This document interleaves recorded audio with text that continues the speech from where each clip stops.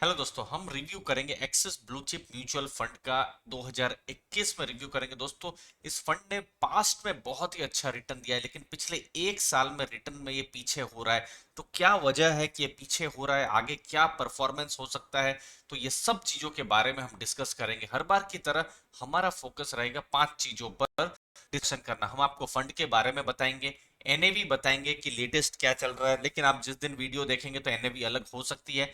इसका परफॉर्मेंस बताएंगे, short term long term का परफॉर्मेंस बताएंगे, रिस्क बताएंगे। दोस्तों, बहुत सारे इन्वेस्टर्स रिस्क पर फोकस नहीं करते हैं, तो हम रिस्क के बारे में बताएंगे कि इस फंड में आप ज्यादा रिस्क ले रहे हैं या कम रिस्क ले रहे हैं। पोर्टफोलियो बताएंगे, क्या क्या स्टॉक्स हैं पोर्टफोलियो में, उसके बारे में डिस्कस करेंगे। और लास्ट में वर्डिक्ट की, या आपके लिए ये फंड कितना सही है और कितना सही नहीं है। दोस्तों देखिए, फंड 24,600 करोड़ का एयूएम मैनेज करता है। ये लार्ज कैप म्यूचुअल फंड है, बड़ा म्यूचुअल फंड है, और ये जो एयूएम भी जो है, मतलब ये जो पैसा जो है जितना मैनेज करता है, बहुत बड़ा नंबर है। अगर आप डायरेक्ट प्लान की अगर बात करें तो जनवरी 2013, मतलब 8 साल से ऊपर हो चुके हैं, लगभग 16% का इसने रिटर्न दिया है। इसका मतलब हो रहा है कि आराम से 4.5 5 साल में पैसा इसने डबल किया हुआ है। और डायरेक्ट प्लान में जनरली क्या होता है कि आपकी जो कॉस्टिंग होती है थोड़ी सी कम हो जाती है, लेकिन यहां पर आपको कोई सपोर्ट नहीं मिलता है किसी भी डिस्ट्रीब्यूटर का, तो उसको आपको हमेशा ध्यान रखना है। मिस्टर श्रेयस देवलकर है इसके फंड मैनेजर। बहुत लंबा समय हो गया है, 4 साल से ज्यादा। नवंबर 2016 में फंड किसको बीट करने की कोशिश करता है? निफ्टी 50 टीआरआई को, और 41.6 अभी की ये एनएवी है दोस्तों। दोस्तों, फंड अगर ये जो डेटा जो लेटेस्ट अभी हम लोग के पास फेब्रुवरी एंड तक का ही है, ये एक साल का आप रिटर्न देखिए 20.80 है। और निफ्टी 50 टीआरआई अगर आप फरवरी एंड की बात करें तो 31.3% है। मतलब फंड ने, आप देख सकते हैं, 11% से ज्यादा अंडर परफॉर्म किया है, मतलब परफॉर्मेंस अच्छा नहीं किया है। लेकिन जब हम लॉन्ग टर्म देख रहे हैं तो आप देखिए 17.29 5 साल का रिटर्न है, और फंड का रिटर्न है 18%। और 3 साल का अगर आप रिटर्न देखें तो फंड ने और ज्यादा अच्छा रिटर्न दिया है, 13% के आसपास निफ्टी का रिटर्न है और फंड का 15%।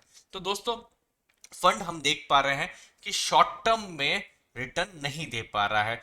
कुछ और जो लेटेस्ट डेटा है, जो अप्रैल के बिल्कुल लेटेस्ट डेटा हम लेकर आए हैं, ये डेटा अप्रैल 26 अप्रैल 25 तक के लेटेस्ट डेटा है दोस्तों। आप देख सकते हैं, ये एक महीने में आप यहां पर देखिए -3.14%, बीएससी का भी -3.14% है। एक साल का बीएससी 100 का रिटर्न है 55.94, फंड का है 40%। मतलब फंड 15% से अंडर परफॉर्म कर रहा है। तो दोस्तों, इसका एक रीजन मुझे लगता है कि जब वो मार्केट गिरी थी मार्च अप्रैल में, आपको याद होगा 2020 में, तो उसके बाद मार्केट बहुत अच्छा रिटर्न दी। लेकिन मुझे याद आता है फंड ने मई जून के महीने में बहुत ज्यादा कैश पोजीशन ले लिया था।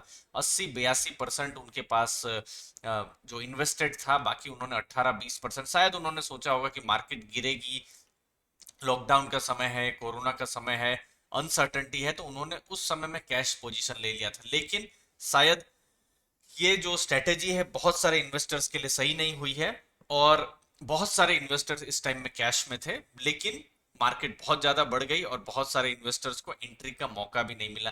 तो ये एक रीजन है, बाकी भी बहुत सारे रीजन हम सामने डिस्कस करेंगे। तो इसलिए शॉर्ट टर्म में इसका रिटर्न अच्छा नहीं है।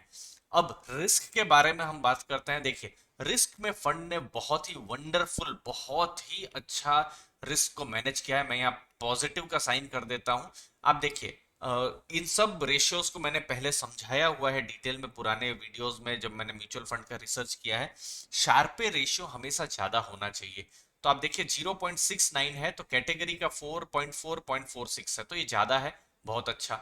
स्टैंडर्ड डेविएशन हमेशा याद रखिए ये कम होना चाहिए। तो कैटेगरी का 21.83 है, इंडेक्स का है 22.05, तो फंड का 18.43 है, मतलब ये कम है, तो ये भी बहुत अच्छा है। अपसाइड समझ लीजिए, इंडेक्स 100 पॉइंट ऊपर जाता है तो फंड 91 पॉइंट ऊपर जाता है, जिसे मैं न्यूट्रल कहूंगा। और अगर मार्केट गिरती है 100 पॉइंट तो फंड 70 पॉइंट गिरता है, तो आपको डाउनसाइड में बहुत ज्यादा प्रोटेक्शन देता है। मतलब मार्केट अगर नीचे है तो ये फंड जो है, इतना जो भी इसका एनएवी है वो उतना नीचे नहीं जाएगा। तो आपको रिस्क आप इस फंड में बहुत कम ले रहे हैं, जो कि इस फंड में बहुत बड़ा आप पॉजिटिव देख सकते हैं। लेकिन दूसरी चीज है, रिस्क में एक कॉन्सेंट्रेशन का भी बात होता है। आमतौर पर कोई भी लार्ज कैप म्यूचुअल फंड लीजिए, 55-60 के या उससे भी ज्यादा उनके स्टॉक्स होते हैं, तो यहां पर मुझे कंसंट्रेशन बहुत लगता है। सिर्फ 32 स्टॉक है। 32 स्टॉक लगभग एक फोकस्ड म्यूचुअल फंड के बराबर हो गया, जहां पर सेबी ने कहा है कि आप 30 से ज्यादा स्टॉक्स नहीं रख सकते, तो यहां इनके 32 स्टॉक है। दूसरी चीज है, यहां देखिए टॉप 10 स्टॉक्स ही 66% है। मतलब ये जो 10 नाम है, मैं आपको थोड़ी देर में वो 10 नाम भी दिखाऊंगा, ये 10 नाम में से कोई भी दो तीन नाम गड़बड़ कर गए या वो ज्यादा बढ़े नहीं या उनका परफॉर्मेंस नीचे गया, तो ये फंड अच्छा परफॉर्म नहीं करेगा दोस्तों। तो इसको आपको ध्यान में रखना है, कॉन्सेंट्रेशन बहुत ज्यादा है। तो कॉन्सेंट्रेशन अच्छी मार्केट में बहुत अच्छा रिटर्न भी देता है, खराब मार्केट में थोड़ा रिस्क भी हो सकता है। दूसरी चीज देखिए, ये वैल्यू रिसर्च में मैंने देखा प्राइस अर्निंग रेशियो है इसका 39.7, जो कि बहुत ज्यादा है। ये प्राइस टू अर्निंग मतलब ये वैल्यू इन्वेस्टिंग नहीं करते हैं जनरली, ये ग्रोथ इन्वेस्टिंग में ज्यादा जाते हैं। तो आप जो भी फंड ले रहे हैं, तो आप पेमेंट ज्यादा कर रहे हैं। पेमेंट ज्यादा का मतलब है आप जो स्टॉक्स खरीद रहे हैं इतने सस्ते में नहीं खरीद रहे हैं। मैं फंड मैनेजर्स की बात कर रहा हूं दोस्तों।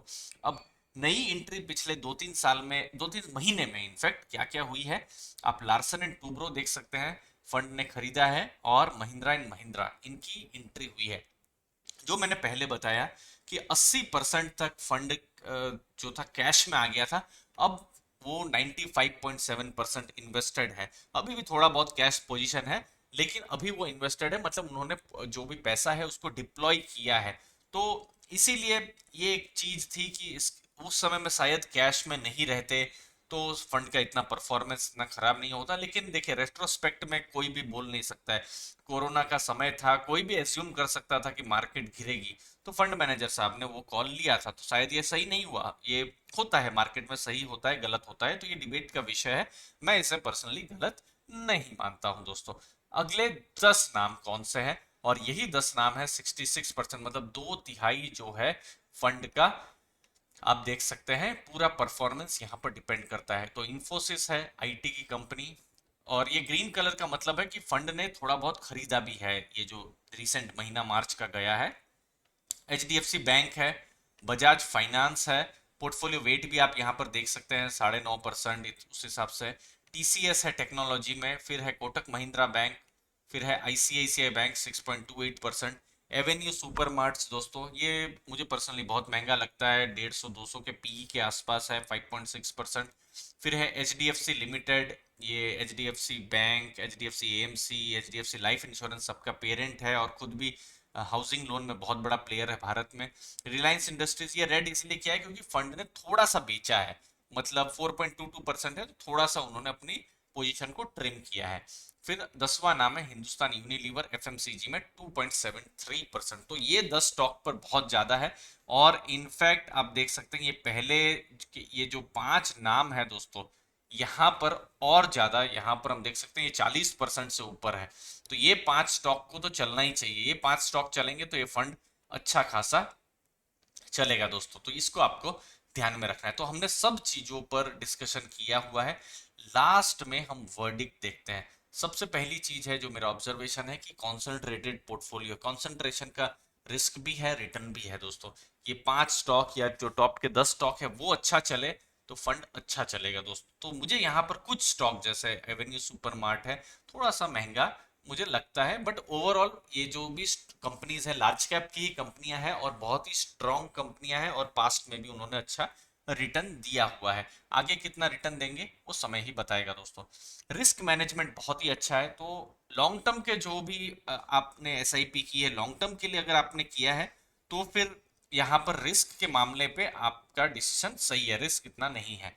प्राइस अर्निंग रेशियो बहुत ज्यादा है, जिसे मैं बहुत पॉजिटिवली नहीं लूंगा। वैल्यू स्टॉक्स यहाँ पर नहीं है, यहाँ पर सिर्फ ग्रोथ स्टॉक है। अगर ग्रोथ इन्वेस्टिंग बहुत ज्यादा इन्वेस्टर्स अगर पसंद नहीं किए, पिछले 6-7 महीनों में ग्रोथ इन्वेस्ट जो स्टॉक्स है वो नहीं चल रहे हैं, वैल्यू स्टॉक्स ज्यादा चल रहे हैं, इसलिए हमने देखी है पीएसयू में रैली आई है, या दूसरे जो वैल्यू स्टॉक्स है, मेटल स्टॉक्स है, वहां पर रैली आई है। तो आप तो ये जो पी हाई है ये थोड़ा सा न्यूट्रल मेरे लिए लगता है।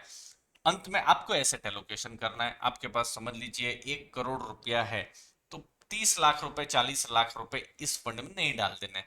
अपने एडवाइजर की सलाह लेनी है, कुछ अपना एसेट अपना रिस्क के हिसाब से यहाँ पर पैसा डालना है। रिस्क का मतलब क्या हो रहा है, यहाँ पर आपको देखना है कि इस एक ही फंड में पूरा पैसा नहीं डालें, पहली चीज है। और दूसरी, आपकी उम्र कितनी है, आपकी उम्र लगभग, आप सीनियर सिटीजन है या सीनियर सिटीजन के पास जा रहे हैं तो ये इक्विटी का फंड है, तो आप रिस्क ज्यादा ले रहे हैं, तो आपको यहाँ पर बहुत कम एक्सपोजर लेना चाहिए। लेकिन आप यंग हैं, आप 10 साल का सोच सकते हैं, तो आप एक्सपोजर ले सकते हैं, क्योंकि फंड ने पास्ट में अच्छा परफॉर्म किया है। देखिए 5 साल का हमने रिटर्न देखा, उससे लंबा भी रिटर्न हमने देखा है, सिंस इंसेप्शन इसने अपने बेंचमार्क्स को बीट किया है। और कोई भी फंड 1-2 साल के लिए अंडर परफॉर्म कर ही सकता है, तो अपना एसेट एलोकेशन को आपको ध्यान में रखना है और लॉन्ग टर्म का हमेशा व्यू रखना है।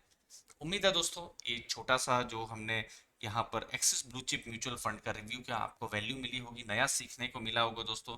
आपने अपना टाइम दिया, आपके टाइम के लिए दोस्तों बहुत बहुत धन्यवाद। अभी भी अगर आपने यहाँ पर अपना कोई भी म्यूचुअल फंड नहीं खरीदा है तो आप डायरेक्ट म्यूचुअल फंड भी खरीद सकते हैं, तो नीचे लिंक्स दी हुई है, डीमेट अकाउंट ओपन कर सकते हैं और वहां से आप म्यूचुअल फंड्स भी खरीद सकते हैं। दोस्तों धन्यवाद दोस्तों आपके टाइम के लिए, थैंक यू वेरी मच।